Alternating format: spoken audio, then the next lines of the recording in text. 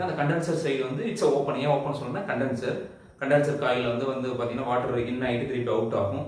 அந்த அவுட் ஆகிற வாட்டர் உங்களுக்கு எங்கே போகும் அப்படின்னா உங்களுடைய கூலிங் டவருக்கு போகும். அந்த cooling tower maybe cross flow cooling tower, அது கவுண்டர் ஃப்ளோ கூலிங் டவர் போயிட்டு அங்கேருந்து உங்களுடைய கண்டென்சர் பம்புக்கு வரும்.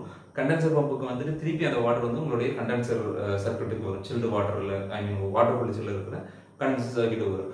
இந்த சைக்கிள் வந்து நடந்துகிட்டே இருக்கும். பட் இங்கே என்னன்னா அந்த கூலிங் டவர் வந்து பார்த்தீங்கன்னா it is open to the your atmosphere, open to the your environment. So அதனால இதை வந்து நம்ம வந்து ஓப்பன் லூப் ஹச்வாக் சிஸ்டம் அப்படின்னு சொல்லி சொல்றோம். இல்லை ஓப்பன் சர்க்யூட் ஹச்வாக் சிஸ்டம் அப்படின்னு சொல்லி சொல்றோம். ஸோ இப்போ ஓப்பன் லூப் ஹச்வாக் சிஸ்டம்னா என்ன, க்ளோஸ்டு லூப் ஹச்வாக் சிஸ்டம்னா என்ன அப்படின்ற ஒரு சின்ன ஐடியா உங்களுக்கு கிடைச்சிருக்கும்னு நினைக்கிறேன்.